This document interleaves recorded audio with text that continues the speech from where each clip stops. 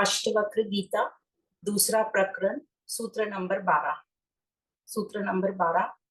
अहो अहम नमो महे मेको अहम देहवान अपि। इसको इस प्रकार भी पढ़ सकते हैं, अहो अहम नमो महे मे को हम देहवा नपि क्वचिन्न गंता न गंता व्याप्य विश्वम अवस्थितः। अनुवाद इस प्रकार है, मैं आश्चर्यमय हूँ, मुझको नमस्कार है। मैं देहधारी होते हुए भी अद्वैत हूँ, न कहीं जाता हूँ न आता हूँ और विश्व में व्याप्त स्थित हूँ। तो राजा जनक उवाच चल रहा है, राजा जनक अपनी स्व अनुभूति बता रहे हैं। तो राजा जनक कहते हैं, कैसे अंदाज में कहते हैं, आश्चर्य से। उन्हें आश्चर्य हो रहा है कि ये हमें ज्ञान न होने के कारण अपने आप को हम कितना स्वांग कर रहे थे अपने आप में कि मैं शरीर हूं। तो इसलिए कह रहे हैं, अहो भाव में वह स्वयं को नमस्कार करते हैं। कहते हैं, मैं देहधारी होते हुए भी पूरे जगत से अभिन्न हूं, मेरी कोई अलग सत्ता नहीं, इसलिए स्वयं को मैं नमस्कार करता हूँ। तो इसको हम समझते हैं कि राजा जनक क्या कहना चाह रहे हैं। तो जनरली क्या होता है हम सबके साथ, हम सबको भिन्नता दिखाई पड़ती है, अलग अलग हम दिखते हैं। हम इवन आत्माओं को भी अलग अलग समझते हैं कि मेरी आत्मा अलग, तेरी आत्मा अलग। प्राणियों में सब में अलग अलग आत्मा है। तो जब हम देह में रहते हैं तो हमें भिन्नताएं लगती हैं। पर अभी राजा जनक की स्थिति ये हो गई कि वो देह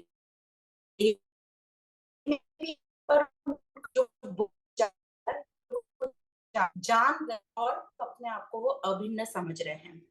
और वो कह रहे हैं कि यह जो भिन्नता लगती थी, यह अज्ञान के कारण प्रतीत होती थी। जैसे एक चंद्रमा का प्रतिबिंब, यदि बहुत सारे नीचे बर्तन रखें और उनमें पानी है तो उन सब में चंद्रमा का प्रतिबिंब पड़ेगा। पर जो अज्ञानी होगा वो कहेगा कि ये सारे चंद्रमा अलग अलग हैं। पर जो जानकार होगा वो कहेगा नहीं, एक ही चंद्रमा के अलग अलग प्रतिबिंब है। तो इसमें यही बताना हमें चाह रहे हैं कि आत्मा जो है वो अद्वैत है, मतलब एक ही है, दूसरा कोई नहीं है। तो एक ही है जो सब में समान रूप से व्याप्त है और सभी गुण और धर्मों से परे है। ये बार बार बोल रहे हैं, वो निर्गुण है, सभी गुणों से परे है। तो हम ऊपर ऊपर से हम देखें तो प्रतीत होता है कि जगत में अनेक अलग अलग वस्तुएं हैं और उनमें एक मैं भी हूँ जो अलग हूँ, पर मैं भिन्न नहीं हूं, ऐसा राजा जनक कह रहे हैं। और वो जान गए कि ये सब जो वस्तुएं मुझे दिख रही हैं, ये चेतना का विस्तार है और मैं अब वो वस्तु नहीं, बल्कि मैं चेतना का उद्गम स्थान हूँ, मैं सबका आधार हूँ। और ये जो पूरा संसार है ये चेतना का विस्तार है, जो जड़ है। ये इनको ठीक प्रकार से समझ आ गया। तो एग्जाम्पल से बताया जाता है, जैसे कोई चित्रकार हो, उसने एक बड़ा सा चित्र बनाया।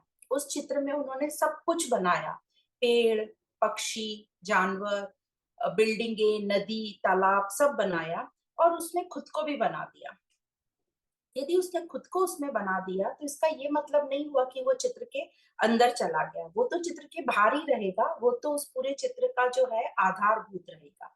तो चित्र में अब कुछ भी हो, उससे चित्रकार को कोई फर्क नहीं पड़ता, क्योंकि वो तो उसका आधार है, वो उसका बनाने वाला है और उसी से जो पूरा चित्र है। यदि चित्रकार नहीं तो चित्र भी नहीं। तो उस चित्र में यदि कोई इधर उधर जा रहा है, कोई कुछ कर रहा है, पर उससे चित्रकार को कोई फर्क नहीं पड़ेगा, क्योंकि चित्रकार उस चित्र का आधार है।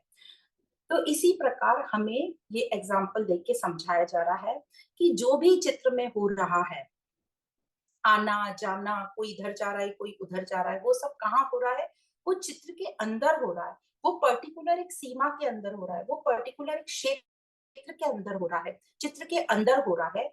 उसमें कोई कहीं मतलब खासकर यदि वो अपने आप को रखे तो वो कहीं ना आ रहा है ना जा रहा है। रियल में जो चित्रकार है वो तो उसका जो है उद्गम स्थान है, बनाने वाला। तो जैसे ये चित्रकार पूरे चित्र में व्याप्त है, वैसे ही मैं संपूर्ण जगत में, संपूर्ण विश्व में व्याप्त हूँ। तो आना जाना कैसा, जैसे श्लोक में बोला है कि मैं कहीं आ जा नहीं रहा हूँ। तो इससे उसने बता दिया ये चित्रकार के एग्जाम्पल से, चित्र और चित्रकार के एग्जाम्पल से, कि कहाँ आना और कहाँ जाना।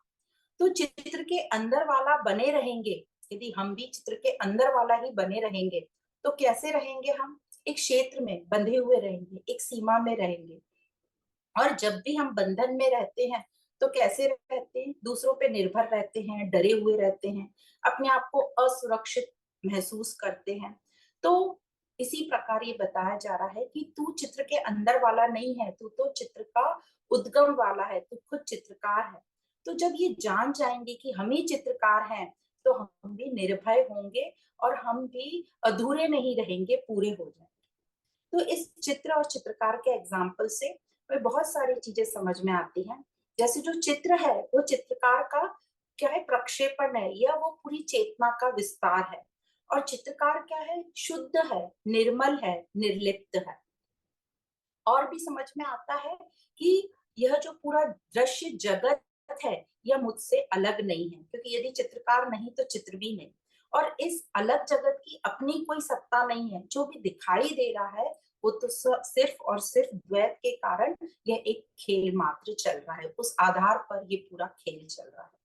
तो राजा जनक कहते हैं कि कितने आश्चर्य की बात है कि मैं वो हूँ, वो चैतन्य हूँ, पर मुझे अभी तक पता ही नहीं था। मैं कितना अनजाना सा था। अहो अहम। बार बार आश्चर्य कर रहे हैं अपने आप को और अपने आप को नमस्कार कर रहे हैं। तो जो अपने आप को यहाँ नमस्कार करना बता रहे हैं वो किसको नमस्कार कर रहे हैं? आत्म स्वरूप को नमस्कार कर रहे हैं। मैं अपने आप को नमस्कार करता हूँ। तो ये था सूत्र नंबर 12।